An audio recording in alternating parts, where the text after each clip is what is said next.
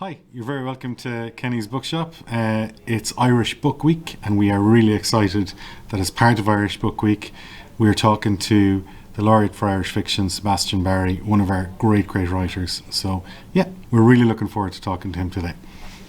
So yeah, well, if we could start then, Sebastian, the thing I'm really interested in is if I had met you in 1985, you might have been introduced to me as the poet Sebastian Barry, and then in the mid 90s, you might have been introduced to me as the dramatist Sebastian Barry, and now you're the writer Sebastian Barry, definitely.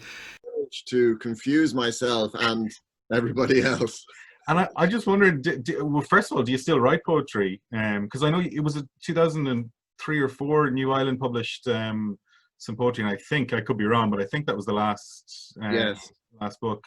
yes, and that's because Dermot Bulger is a great instigator of books. Yeah. And forces you in a good way. Yes. To collect what you've done. I do. I think it's a very interesting thing, the lyric impulse, and it's one of the remarkable aspects of Irish poets that, rather like the Romans, oftentimes they write well into what one can cheerfully call old age. I'm speaking now as a 65-year-old who apparently qualifies. So that Ivan Boland, Lena Quillinan, Michael Longley, and up to very recently, sadly, Derek Mahan, John Montague, Seamus Heaney, they all seem to preserve or were allowed to still be in receipt of that lyric impulse, which is very much a Roman aspect, whereas in American poetry that doesn't often happen, although you did have W.S. Merwin and such. However, I think it's a bird that comes into your garden or doesn't. And I was very respectful of the fact that a naturally occurring poem was probably the precious thing that just came in and asked to be written or demanded to be written. And I felt that the forcing or the demanding of poems from me wasn't going to work. So I do occasionally write a poem. For instance, I was up in not far from here, I still live just beside it, one of my favorite childhood places, which is Kelshire Beg, at the back of Kiltegan, where my great aunt Annie lived with her cousin Sarah Cullen. And they took us in for a summer and an autumn. And it's a precious place to me. My sister and I, we were very small. I was 4, she was 6. And I wrote a little novel about it called Annie Dunn. Felt safe, more or less, for the first time in our lives. And it was a paradigm of safety that I think we tried to keep in our minds as we grew older. And when I was back in Dublin as a little boy, I used to try and dream of Kelshire. So I was up there walking along one of those lost green roads that used to lead to a number of houses. And I was very moved by the fact that at one time, somebody would have known the name of every rock and stone and corner of a field. And I tried to write about that. But it's rare enough, but I do believe that, like a thief, I've tried to steal that bird and cage it a little bit for my fiction and my playwriting. Yeah. To try and smuggle it in. It's interesting because, I mean, obviously, what I was kind of starting to say to you earlier, I started working in the bookshop with my granny in the late 90s, and yeah. I asked her she said you need to start reading, quite seriously, because you need to be able to tell. Yeah.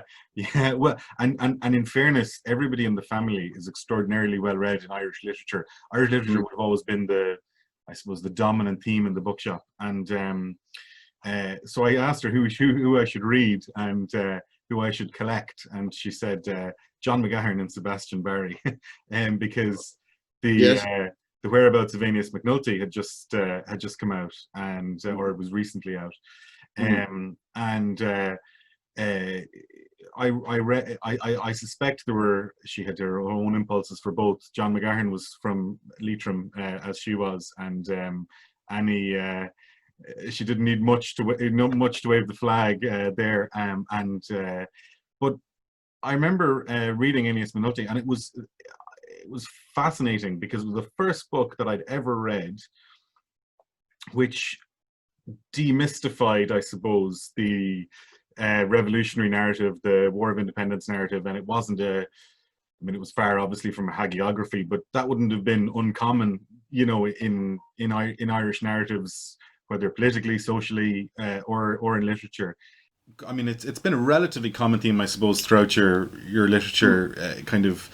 But it was the same in a long way. In that was, I know it was War of Independence to a degree as well, but it was World War One was the focus there of, and was that something that motivated you to write? So that those kind of lives had been lost.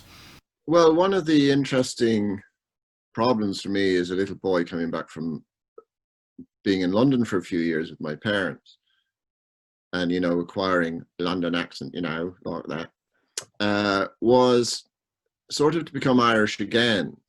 Apart from the fact that in the national school in Dalkey, if you had an English accent, you were fairly doomed if you didn't quickly acquire an Irish accent. And I realized I had a certain difficulty because the photographs in the classroom of the Catholic University School, where I eventually then went, were all the heroes of 1916. They were up in the corridors, and of course the school maintained certain stories of 1916.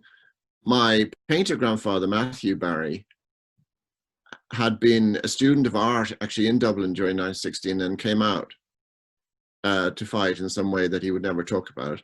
His own father, Patrick Barry, whose one of whose sons was a lithographer for the Examiner there, and he himself was something that I still can't find out what it was. Maybe somebody knows it. On the census, he's a carpet fuller. Now, what's that? I have no idea. Maybe he tweaked something on a carpet. Anyway, he was very, very poor, but he had joined the Cork Brigade in 1914, just as the war was starting in July. So that was an interesting response. And he would have been in his 60s then. So there was that side. But on the other side, I had my grandfather, Papa Barry, Mayor Papa O'Hara, excuse me, from Sligo. And he had been in the British Merchant Navy as a kid. And then in the Second World War, he was a major in the Royal Engineers in bomb disposal. So I thought he was a pretty brave geezer, Yeah. He'd had a very messy life. In fact, that's the book, The Temporary Gentleman. And my other grandfathers in Annie Donn and various other places. But they didn't fit the narrative, which was a bit alarming. And in fact, probably needed to be hidden to some degree, because these were not comfortable uniforms that side was wearing. And I really loved them all so much that I thought maybe a child's love is a better scanner of history, a better thing to look at history with. Yeah. I was deeply afraid of my great-grandfather, who was the last chief superintendent in the Dublin Metropolitan Police in B Division in Dublin. He was a Wicklow man. And eventually in 95, I wrote a play about him, The Steward of Christendom, expecting to find a demon, but it's just Ecce Homo, here's a man. And that was very interesting. And it was very interesting, the response to that. The president came and she was in tears afterwards. It was, beyond just literature. It was like a human thing. And speaking of human things, Tomás, in the late 80s, when I was probably about 32 or 3, and had published a couple of books of poems and some novellas, and was publishing a mad novel called The Engine of Owlite. I think that's why I was down. I went into Kennys of Galway, and you have to remember now, I know John had Leitrim, But, you know, my rather wondrous grandmother was from Galway. Yes. And had lived a life of resentful isolation, exile in Sligo with my grandfather. Anyway, I went in. So I knew what Galway meant. And in those, when I was a child, you know, there were still the Shawleys. Yeah. In Galway, the ladies with the shawls. You know, it was very much a Victorian city in my childhood in the late 50s and 60s.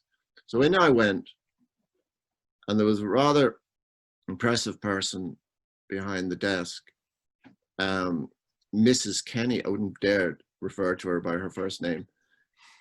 And she said something to me that probably was the first time I felt, it was like validating my ticket in a way.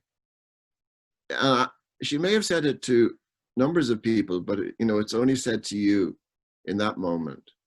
And she said, "Thank you for all your work."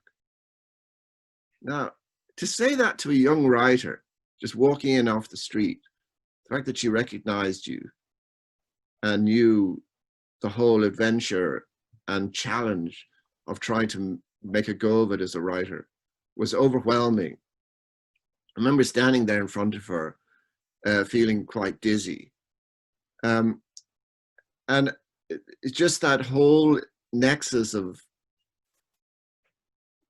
all the things in your childhood swirling around, and then she was somehow centering you in the moment you came into her palace of books. And the other thing about Kenny's was, and then I think subsequently one of your relatives took a photograph and popped it up on the wall with the others. Now that was just such an honor, you know. I'm sure it's a young man there in that photograph. It just thrilled, you know.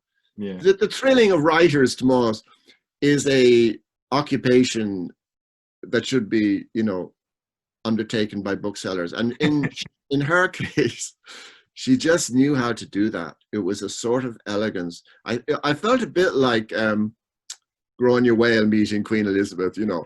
I was the pirate, but she was saying, well, you know, you've done quite well there, pirating in off the coast of Galway. Well, because your grandmother's house was across the road from where my granny was. So King's Hill in Galway. So it was literally just across the road from where my father and they all grew up. Address of that house, or that? It was it? I think I'm open to a correction. I think it was Grattan House, Kings Hill. So in Strandhill, I mean, not Strandhill, in Salthill. Yes. Strandhill being the other great site of my lot. Yeah. But yes, and she grew up. Her father was an insurance salesman, I think, Kerwin, but quite well to do. And this was the problem for them, I think, for her, is that she grew up in a class of people that really was unwritten about and hard to access, because their lives in some ways were quite quiet and underneath politics. Even though the Black and Tans raged along that road, shouting and shooting and killing at one point. This is not something that was much discussed in the Kerwin household, I'm sure. And I think she had an idea of Ireland as that 19th century slow accumulation, slow achieving of independence, maybe. Yeah. And when she was a young woman, May Kerwin, she had an ambition, I think, to be in politics. You know, Roy Foster wrote about this so beautifully when in his book about the people who were there in 1916, and so many of them women, and Frances Sheehy Skeffington, and that whole area of feminism. And I think she was very much part of that. And although basically she was crushed by her husband's alcoholism and became an alcoholic herself, until that point, she was like a lamp of the New Ireland. But I think she was always going to be extinguished.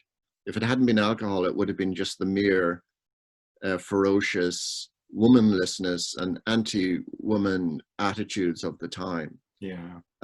But Grattan House was once along the sea. I think they put the promenade in behind it eventually, or the road went in behind. That's exactly it. Yeah. Yeah, I Reclaimed, think reclaimed land. demolished. Yeah. But you could, she had lovely memories of her father standing with her in those haunted Galway gardens with that great bay coming up against them, as if it was an enemy, but actually gentle enough. Yeah. But with the momentary flooding, do you know that?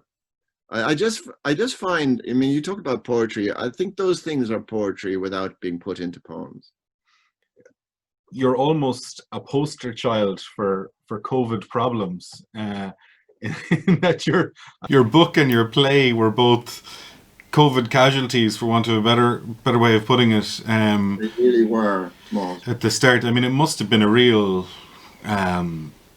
gut punch, I suppose, you know, because like it's all lost in the mists of time to me now, but I think your book was, I mean, was it about a week before lockdown or something it came out? I think 2 or 3 days. Yeah.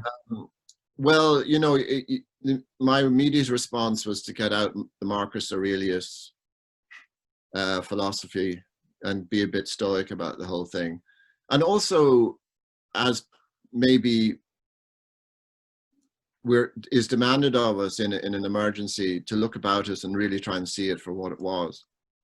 It was a thing that was beginning to happen to the whole world, and that's what it was going to be. Nevertheless, inside, I mean, there were some lucks in it, in that we had managed to open our play on the West End, on Blueberry Hill, with Niall Buggy and David Ganley, directed by Jim Cullerton. Now, I say that's Fishamble, Little Dublin Theatre Company. Yeah.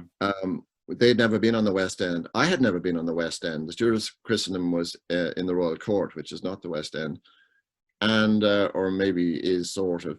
But I'd never been on the proper West End. This was in Trafalgar Studios, and somebody had taken an enormous risk, because, as you know, that's not funded by any arts council. Yeah. And we had this first night where everyone felt 12 again. It was just one of those sweet, unexpected nights, where you had some of the critics rising and cheering, and, you know, which is not something you usually can do to critics. And we felt that we had been blessed, you know, to get that far. We played it all over Ireland, and here we were, just a bunch of gypsies, of happy gypsies. And if you can still use that word, I obviously mean it in praise. Wandering players. And I think 4 days later, the theatre closed. All the theatres closed. Everything stopped. And that's a huge problem now. And then the book was, I mean, the luck of the book was, I think, at least I had managed to do so many interviews and had done all that, you know, which is very important for the books, the health of the book. But alas and alack, if you could think of a disaster for a book, well, every bookshop in England and Ireland closing would be high up on the list of disasters for sure. But it did show me something else, Tomás, that if I didn't know it already, and I have had quite a nice, you know, twice the UK Independent Bookshops Book Week gave me their award, so I was, you know, very aware of how helpful they've been. Is that for a writer like me, the independent bookshop is where my book sales occur. Yeah. And if you close everything, then 80% of your book sales are automatically gone up the spout. That can be a grievous thought, but at the same time, it's a wonderful thought, because it just shows how bookshops in the body of literature are the heart. And if they drive everything round, and if that's not there, well, I mean, we all know that, you know, one of all the organs, the heart is the one you can least do without. Yeah, well, it's remarkable, because I think, I mean, certainly I'm 25 years, give or take, working. I've never ever seen a year of the quality of Irish literature that's been published this year. I mean, it's been absolutely outstanding. And on the one hand, I've been going saying to people it's so depressing that it's occurring when people can't as freely walk into shops and discover what they want beside what they came in to look for, you know.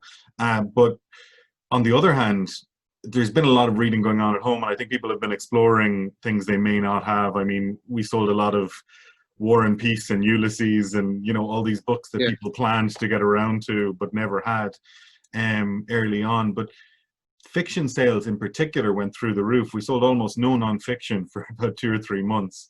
And then it's kind of come back once lockdown started to ease. And again, in the last 3 days, we barely sold a nonfiction book. It's been all fiction. But there's been so much really fantastic books published this year.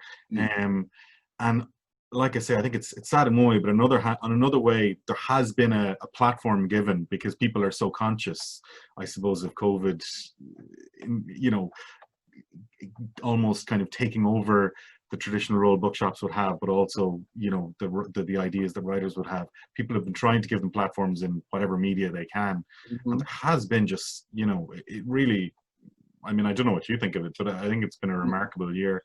Well, in the time I've been laureate for Irish fiction, I mean, my job is just made almost redundant by, yeah, as you say, the glorious sequence of books published.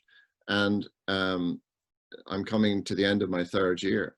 And even in this period, I would say every month, every 2 months, something tremendous appears. And it isn't just that they're competent or interesting first books or promising.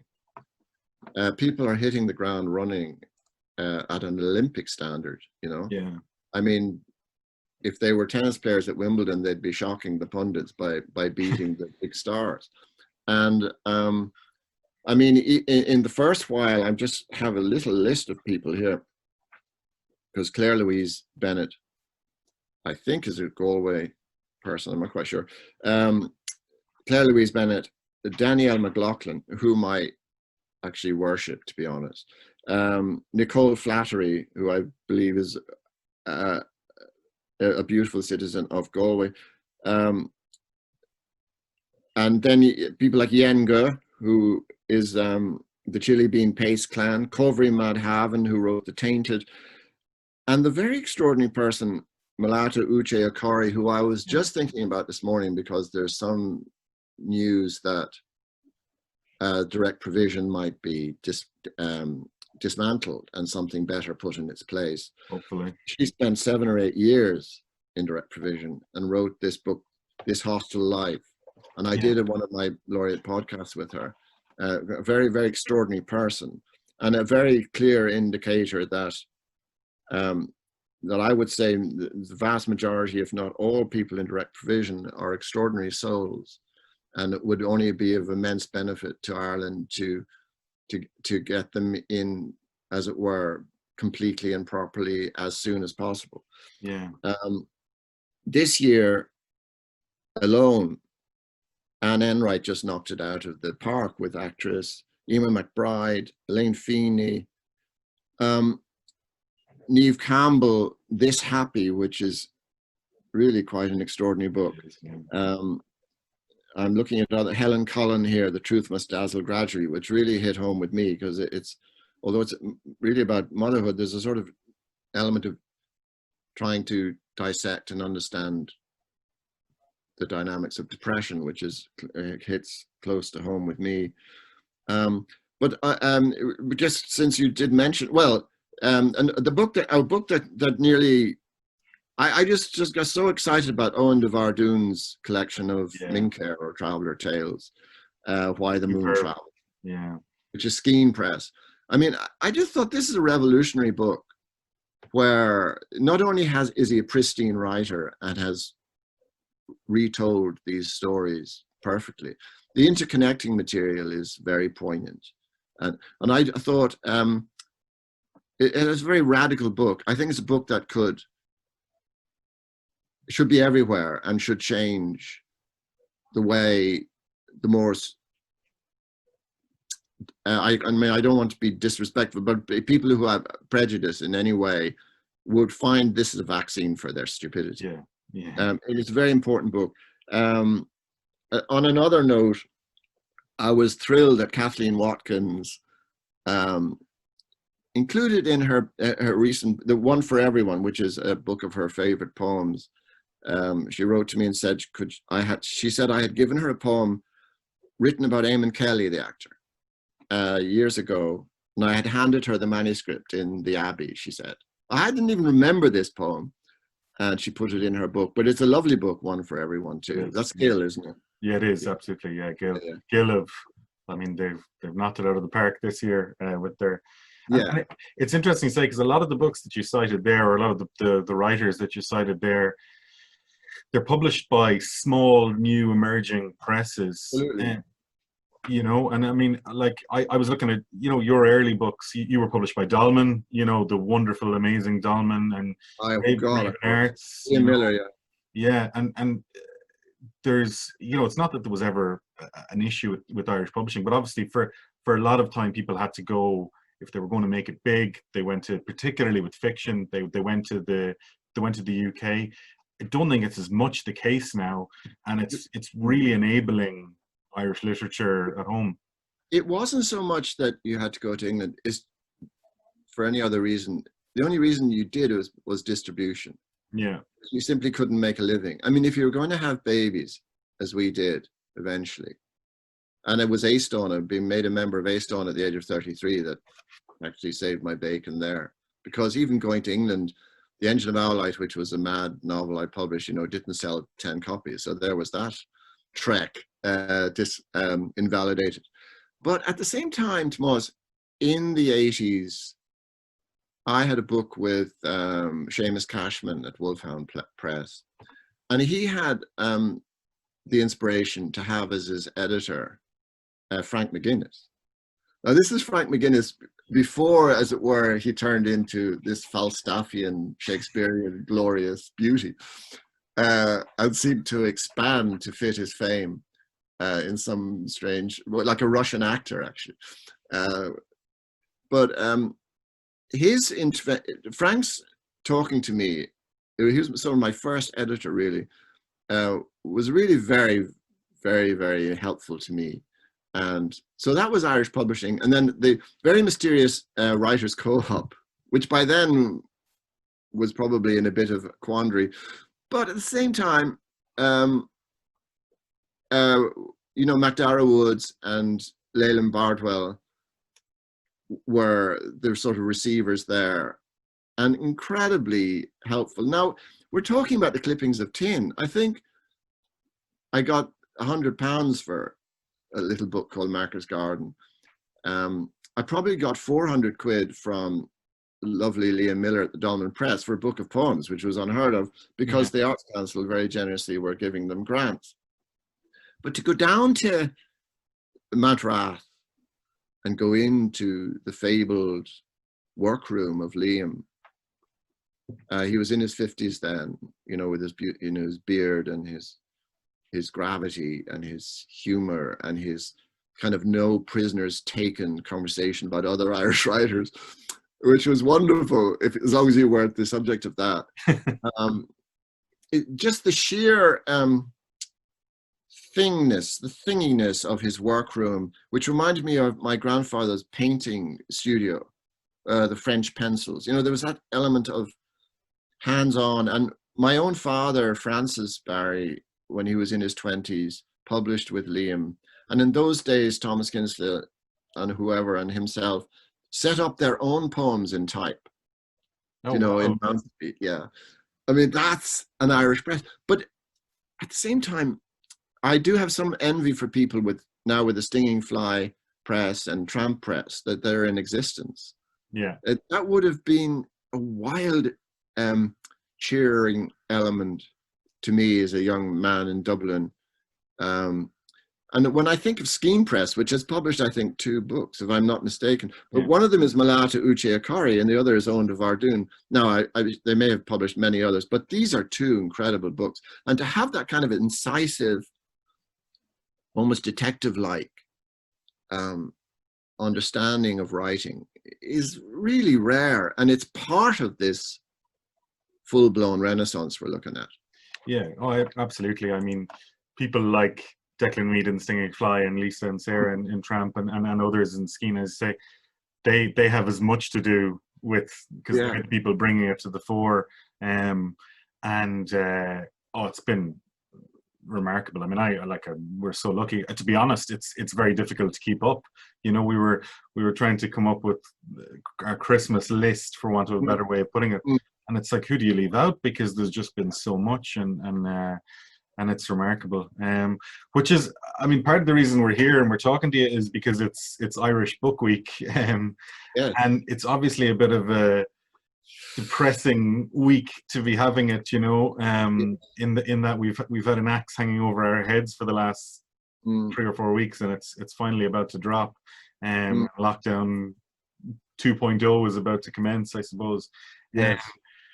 But the benefit, and I suppose we're trying to get this message out, not for Kennys, but for every little bookshop in the country. We've had a scenario where everyone has dealt with lockdown once, and so they're in a far better position to be able to still, you know, sell books to customers and make sure people have Christmas presents and whatever else they need. And but I was listening to you talk about, it was Green's Bookshop and Fred Hanna's in Dublin, and long sorely missed places, Fred Hanna's in particular. But my granny used to tell me a lot of stories about Fred. But it's you know, where are your favorite bookshops, and where will you miss not being able to go? Let me say a thing about Fred. When the Whereabouts of Ennis McNulty that you spoke about so beautifully was published, it was launched by Jennifer Johnson in Fred Hanna's. And, you know, Fred was a cross between a sort of very high-ranking government minister and a frontline army officer. He was pretty, I mean, you sort of be on your best behavior somehow. And it was a very interesting bookshop, as you know. It had all the English novels in the front, as it were, and the Americans. And at the back, there was an Irish section. And even deeper than that, there was a secondhand books section. And it was an interesting dynamic and a very inspiring shop. Months and months later, I went into his shop again, just wandering around, nervously looking at how many copies of my books there were. And which really is a difficulty for a writer being in a bookshop. It's a sort of illness, you know, worrying about your books in bookshops. Well, I had one writer once who came in here, and we had 100 copies of his book, and the book was out 2 weeks, and he came in, and I was delighted with myself that I had so many copies, you know, and I thought, and he said, "Oh my, none have sold." So if there's loads of copies, you worry they haven't sold. If there's none, you're worried they haven't even ordered it. There's no good way of being in a bookshop from that point of view. But anyway, I went in. Fred came over and he said, "Oh, I have something for you. I have something for you. I'm glad I've seen you now, because I was worried I wouldn't see you." And he had actually gone to the trouble of getting the Whereabouts bound up, I think, by museum bookbinders. In an edition, I still have just. I mean, it's like your grandmother's shocking courtesy, her courtliness. That was a gesture that well beyond the call of duty. There was absolutely no need. He'd had it under the cash register for a few months, and he saw me and he gave it to me. And it does make you a bit wild in the head. And I mean, Green's was a classic secondhand bookshop as well as a new bookshop. In those days, they seem to combine the two. And maybe they still do, many bookshops. The other bookshop that was very important to me was Hodges Figgis. Yeah. And it's not exactly an independent bookshop, but it is like the mother of independent bookshops. You know, that's 250 years old. Yeah, it's so remarkable. Yeah. And there's a wonderful story, I think it was in the Irish Times, about Richard Milliken, who was the second owner of Hodges Figgis. He had 20, and I have 2 daughters, but he had 22 daughters. And when George IV came to Dublin, I think it was 1825, he lined them up on the balcony of his bookshop as the king went by, in all in white dresses to all. Now this is Irish booksellers. You know, this is like this. I hope that's a founding myth of Irish bookselling, because I don't know what that means. But again, there's a poem in it somewhere. I think Paul Durkin should be writing it straight away. Well, obviously, in the 19th century, it was easier to make enough. I have 2 daughters now, and I can just about keep them in white dresses. So 22 might be pushing it. There must have been a big balcony, is all I can say. Yeah. A long balcony. But I think it's well, maybe I'm just noticing it during the pandemic, but the importance of bookshops to actual writers writing is, I mean, it is probably well known, but I just been thinking about it because the pandemic brings strange thoughts, doesn't it? It brings older thoughts to the fore in your mind for some reason. And that whole thing of being young and in your 20s and trying to write and not telling anyone, and being in bookshops and gathering the books you think might be important to you. You can't do that except in a physical space, because how do I know going into Greens when I'm at Trinity? How would I know that buying the collected works of Elizabeth Barrett Browning would be important to me? You know, you just don't know until you're in front of you and your nose twitches when you see it. Yeah. I have just bought, for instance, I don't know how you feel about A Libris, but in a way online, if you have to be online, and I know you're the first bookshop on earth probably online. Yeah. Second, we're the oldest surviving. Yes. Yes. I like the surviving bit. Yeah. The others drowned in the terrible. Anyway, to be able to connect into all the secondhand bookshops of the earth with it, because I live very remotely in the hills, is rather wonderful. And the bookshop in Texas sent me for my birthday, or rather my wife ordered it, the collected works of Maria Edgeworth in an old contemporary edition, you know, little dinky leather-bound books. And sometimes I try and get books that I think the bookseller long since have despaired of ever selling it. When I was doing The Temporary Gentleman, I needed to know what a young engineering student in Galway University would have read in 1922 for his course. And I was able to track it down somewhere, I don't know, Tallahassee. Really? You know, that bookshops actually, not only are you putting your books in, but they're sending you the news you need for the new book they're writing. So I will end up with 300 books beside my table here for a book I'm writing, and all gathered from the bookshops of the world. And I have from you, Tomás, I believe.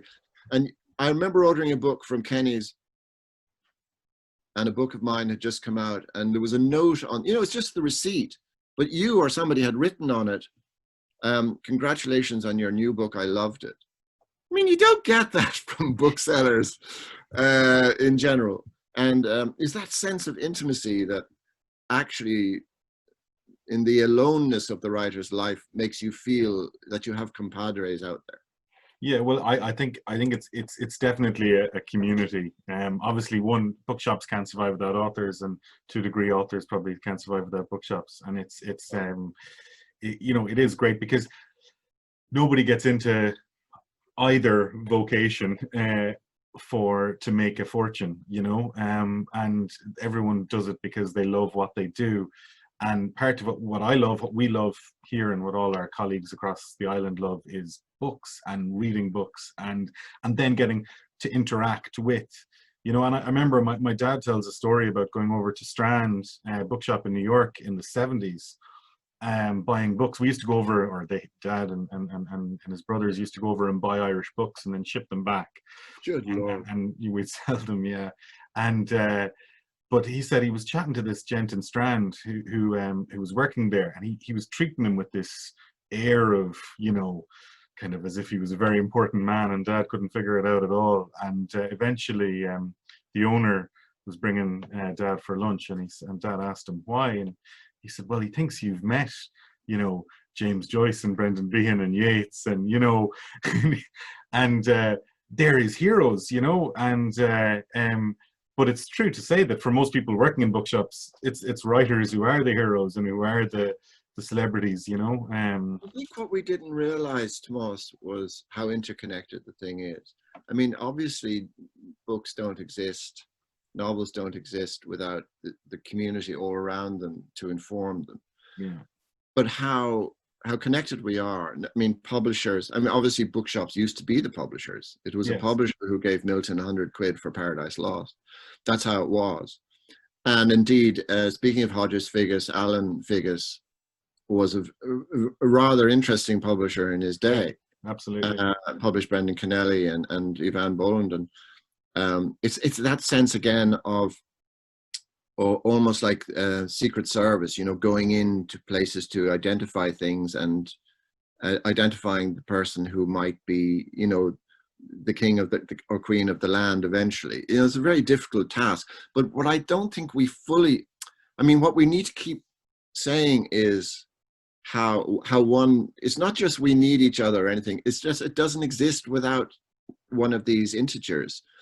When you take out bookshops with a pandemic, you've actually done something really quite violent to the whole system. If you take out publishers, obviously, as well. Yeah. It isn't that the writer is supreme or heroic. I've never felt that. I felt there's a sort of it's like belonging to the same Salvation Army. You know, we're all in the same strange, unseen, invisible uniform. We're all trying to do something, because if you really itemize most what you do, ultimately you can't quite reach a description of it in language. Because why, Tomás, have you ruined your life by being a bookseller? Why? I know I know Mrs. Kenny told you to do it, but at the same time, the reason is that doing these things is, you know, there is a sort of thrillingness to it at the heart that is hard to describe. And why it's almost allied in some wild way to Mother Teresa washing the feet of the poor in Calcutta. Why would she do that? Well, that's what gave her strange joy. And bookselling and writing and publishing essentially is the harbor for these strange boats of joy. But you can really access something epochal or eternal. I mean, let's not understate it or overstate it, but there is an intense human magic in all of these things, and we cannot do without each other in any shape or form. No, well, I mean, it's funny you mention that, the joy, because I think the absolute, my favorite part of bookselling, and everybody I talk to in it is the same, is when you find something that you read, you know, and obviously we get no more than yourself proofs, you know, so we know in advance of publication, we go, oh God, I can't wait for this to come out because everyone is going to love it. And then sometimes that book will go nowhere, and it's a tragedy, and you think it's there, but you end up becoming kind of a prophet, trying to tell people, you know, proselytizing, you know, this is the way you need to go. Haven't you noticed too that you actually have to say it over and over again? It's not enough to say it once. Yeah. I mean, reading public may have a very close relationship now to books. You know, even you can see that on Goodreads, or how responsive people are. But it's what books people will pay attention to.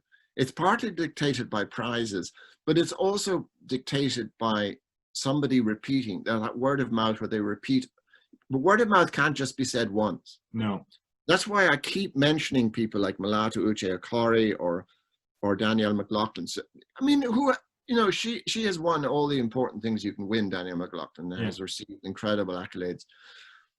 But the actual footfall, the actual inspiration for somebody to have a book and a name in their head and go into a bookshop to retrieve it, as it were, from anonymity, is a very strange mechanism too. And it has to be stated and then stated again. It's not enough, so that the message reaches the important person. Also, an important part of this is the readers, which is a further army who gathers around to give you sustenance. And there's a sort of thing, you know, Patrick Kavanagh said, they don't want writers talking about money because no one wants to give them any. And it's not, it's sales, like book sales, is that sort of monetary idea that isn't quite, but actually the mere fact that somebody has worked so hard, they've earned 10, 20 euros and paid half of it in tax, and then comes in with the other 10 to buy a book. Yeah.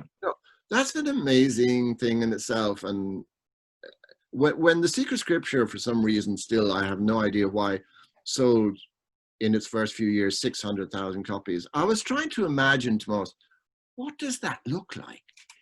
I mean, were there long queues down Grafton Street, or did you have trouble in Kennys with people banging on the? I mean, it's an awful lot of people. It's a lot of football stadia. It is. And yeah. those mechanisms, to me, are head spinning, really. And nothing happens without you. If you take, as I say, if you take one thing out of that, if you take the readers out of it, if you take the bookshops out of it, then just nothing happens, which is the very essence of death in life, isn't it? To quote Coleridge, if the goddamn heart's not beating, if the bookshop, I mean, it is a tragic week, actually. Let's not have to plaster over that. When my book was published, everyone closed, and now everyone's closed again. I genuinely feel, in a brotherly sort of soldierly way, what that's going to mean to, say, Bridge Street Books in Wicklow, or the Gutter Bookshop, or Ye, the heroic assembly of booksellers. But you do get it together, I presume, every year? We do, yeah. It's a wonderful community of people, but the only great benefit to this pandemic and this disaster and is there has really been a sea change in people's attitudes. People are still buying from Amazon and from kind of other places, but people are supporting their local bookshop, butcher, whatever it might be, in a way. And like, we were astounded in March and April at the level to which people were going out of their way to order from us, because it's hopefully not going to be as much the case this time, but the last time distribution broke down, as well as shops closing. So if a bookshop ran out of books, it was hard to get replacement copies. Now that's, as I say, hopefully not going to be the case this time. But people were, I'll wait, I won't go, I'll wait the 2 weeks it's going to take, or I'm willing to pay a little bit more to get it from my local high street bookshop that can't discount it the way, and it's going to take, so people were and at that particular time, people wanted books to read immediately because they were locked out from the world, so, but even allowing for that, they wanted to support the person next door or down the road. And it's far from being a positive experience this year, but that has been the positive experience we have drawn from it. Is it's created a community, an imagined community that you didn't know was there. I mean, it's almost like we didn't know where we were or who we were or what we were doing until this pandemic. It has clarified and crystallized, my whole feeling about being a writer. Thank you all for going to the infinite trouble in your lives of arranging mysterious chapels and temples which receive our work and hand it on to grateful parishioners, as it were. Thank you for doing that and keeping that going, because actually epochs, well, there's a little element of being marked by politicians, but mostly it's marked by its artists. Yeah. And we know we've just been through, say, the age of Seamus Heaney rather than maybe Charles Hoy. Without this activity, there isn't any society worth talking about either. And I've said in a recent interview that I regard the network of bookshops as more important than Dáil Éireann, for instance. Or let's be very generous and say as important. Do you know that you can't measure an epoch without this cultural strange milestones. undertaking. Yeah. Absolutely, absolutely. Well, that seems like a really nice place to finish up. So, so thanks so much for talking to me today. It was really terrific. I enjoyed it immensely. It's great to. It's an hour away from. I have to go back to pandemic land now. Well, from Mrs. Kenny to Tomás Kenny, I do feel blessed to have met you both properly.